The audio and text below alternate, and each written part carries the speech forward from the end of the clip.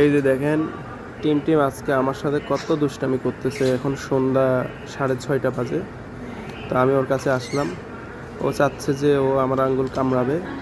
ও একটু একটু খাচ্ছে, আবার খাওয়া ছেড়ে দিয়ে হাঁটাহাঁটি করতেছে। একটি করে ধান, একটি করে সূর্যমুখীর বীজ নিয়ে হাঁটতেছে। আমি ওর পাশে বসে থাকি সাধারণত মাঝে মাঝে।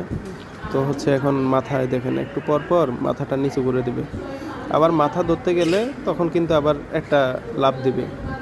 কিন্তু আমার আঙ্গুল দিলে আমার আঙ্গুল সে কামড়াবে। এই যে দেখছেন, মাথা ধরছি, সাপের মতো ফনা তুলতেছে। কিন্তু আবার যখন ওই আঙ্গুল দিব, সে আমার আঙ্গুল কামড়াবে। খুব জোরে কামড়ায় না, এটা আসলে লাভ বাইট। মানে ও যদি অনেক জোরে কামড়ায়, একেবারে আঙ্গুল ফুটা হয়ে যায়, ছিদ্র হয়ে রক্ত বেরোয়। তো ও যখন আমাদের টেম ছিল না, নতুন নতুন এনেছি, তখন ও কামড়ে কিন্তু ওইরকম একদম ছেড়ে দিত আর কি। আমার আঙ্গুলে 3-4 বার কামড়াইছে। তো রিসেন্ট টাইমে ওর পায়ে আমি ওই যে দেখতে পাচ্ছেন একটা অ্যাঙ্কলেট পরানো আছে, হার্নেস দিয়ে অনেক সময় গোসল করানোর জন্য। খাঁচার বাইরে নেই, পুরো খাঁচা শহরে যখন গোসল করাইতে হয় তখন খাঁচা ভিজে যায়। খাঁচার ভিতরে বিভিন্ন খাবার দাবার থাকে, এগুলো পানি পড়লে নষ্ট হয় দ্রুত। তো এই জন্য ওকে অ্যাংলেট লাগাইছি। অ্যাকচুয়ালি ওর অ্যাংলেট লাগাইয়া বাইরে নেওয়ার আমার ইচ্ছা নাই, কারণ ওর পা অনেক চিকন, ভেঙে যাওয়ার সম্ভাবনা থাকবে, অর্থাৎ একটা রিস্ক থাকে। যদিও মানুষ লাগায়, ওগুলো আসলে ওভাবে ডিজাইন করা আছে, বাট এটা রিস্কি।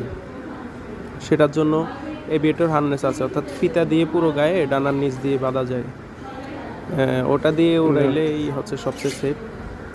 যাই হোক, ও আমার সাথে এখন আসলে খেলার মোড়ে আছে। দেখেন, আমি আঙ্গুল এই পাশে নিলে ওই পাশে আসতেছে, ওই পাশে নিলে ওই পাশে আসতেছে, আবার মাঝে মাঝে খুঁজতেছে যে তোমার আঙ্গুল দাও, তোমার আঙ্গুল দাও, আমি একটু কামড়াই।